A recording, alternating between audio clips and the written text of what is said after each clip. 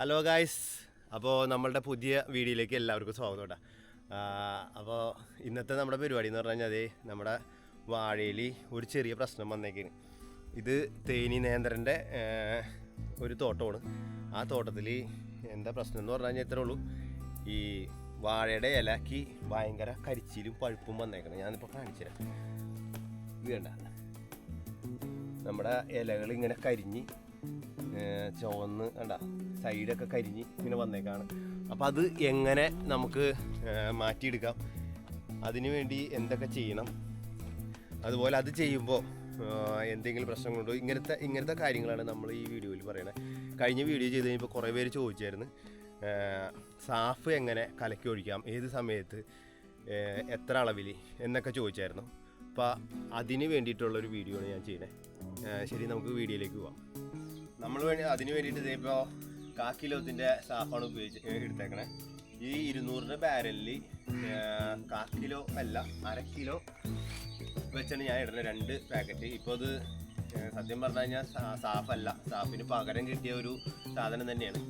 പക്ഷേ സെയിം സാധനമാണ്. സാഫിൻ്റെ അതേ മെത്തേഡിൽ ഇറങ്ങിയേക്കുന്ന സാധനമാണ്. സാഫ് നമുക്ക് കിട്ടാത്തത് കൊണ്ടാണ് ഇത് ഞാൻ മേടിച്ചേക്കണേ.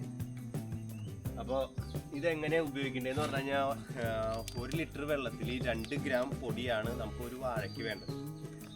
അതിന് നമ്മൾ ഒന്നിച്ചെടുക്കുമ്പോൾ വലിയ തോട്ടങ്ങളാവുമ്പോൾ നമുക്ക് ഈ ഓരോ ലിറ്റർ വെച്ച് കലക്കാനായിട്ട് ഇത്തിരി ബുദ്ധിമുട്ടുണ്ടാവും. അതുകൊണ്ട് നമ്മൾ 1/2 കിലോ 200 ബാരലിൽ കലക്കാം. ഇത് കെമിക്കൽസ് ഒന്നും ഇല്ലാത്തത് കൊണ്ട് തന്നെ നമുക്കിത് ഇത്തിരി കൂടുതലായാലൊന്നും കുഴപ്പമില്ല. ഇതിപ്പോൾ കണ്ട, നമ്മൾ ആദ്യം വെള്ളത്തിൽ കലക്കിയിട്ട് വേണം ഇത് ഉപയോഗിക്കാനായിട്ട്.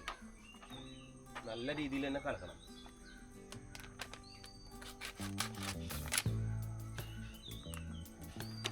അല്ലെങ്കിൽ എല്ലായിടത്തും മിക്സ് ആവില്ല, നല്ല രീതിയിൽ മിക്സ് ആവണം. പിന്നെ അതുകൂടാണ്ട് നമ്മൾ കപ്പലണ്ടി പിണ്ണാക്ക് ഈ തലേ ദിവസം വെള്ളത്തിലിട്ട് ചിലവർ പുളിപ്പിക്കുന്നവരുണ്ട്. അതൊന്നും ഞാൻ അങ്ങനെ പുളിപ്പിച്ചിട്ടില്ല.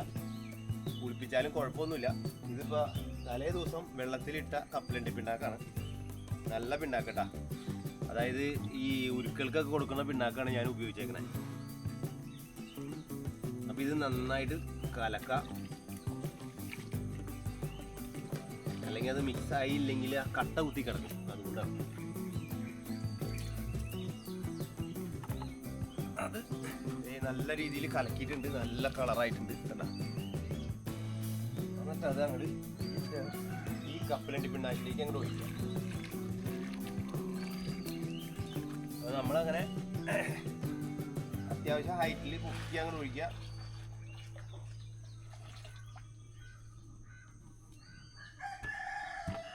എന്നിട്ട് നല്ല രീതിയിൽ മിക്സ് ചെയ്യണം കേട്ടോ, അല്ലെങ്കിൽ അത് മിക്സ് ആയില്ലെങ്കിലും കുറച്ച് വാഴയ്ക്ക് മാത്രമായില്ല.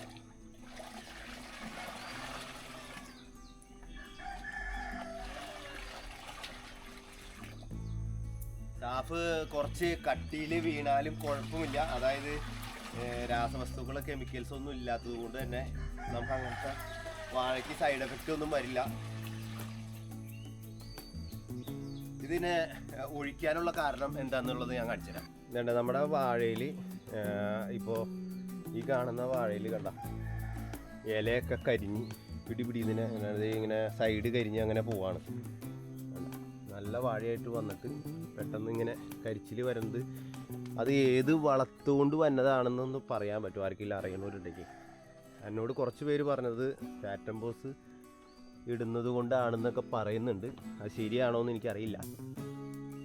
അപ്പോൾ അതറിയാവുന്നവരുണ്ടെങ്കിൽ ഒന്ന് പറഞ്ഞു തന്നെ. കണ്ടത് ഇങ്ങനെ കരിച്ചിൽ വരുന്നത് മെയിൻ കാരണം നമ്മളുടെ വാഴയുടെ വേരിന് ഫംഗസ് ബാധ ഉണ്ടായിട്ടാണ്. ഞാനിപ്പോൾ ഈ വാഴയുടെ വേര് ഒരെണ്ണം കാണിച്ചു തരാം.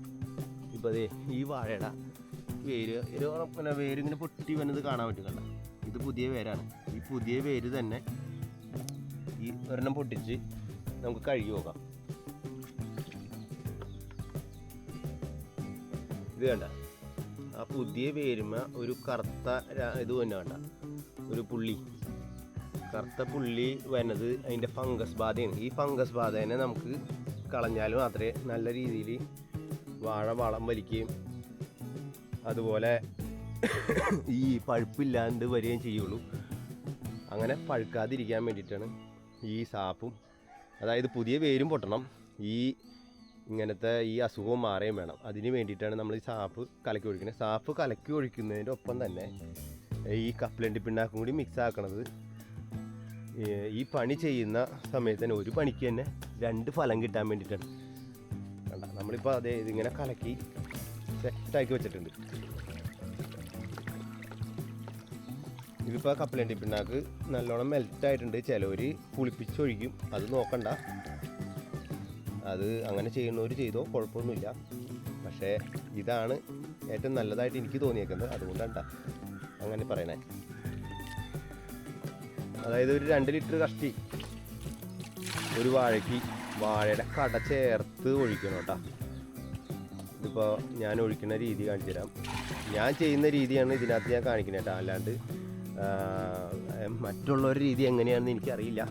എൻ്റെ ശൈലിയാണ് ഞാൻ കാണിക്കുന്നത്. ഇങ്ങനെ 2 പ്രാവശ്യം അങ്ങോട്ട് ഒഴിക്കുക, ചുറ്റുമായിട്ട് വീഴണം, ആ പുതിയ വേരുകൾക്കൊക്കെ കിട്ടണം. അങ്ങനെ ചെയ്ത ഒരു മാസം കഴിയുമ്പോഴേക്കും നമ്മുടെ ഈ വാഴ ഇങ്ങനെ ആയിരിക്കില്ല.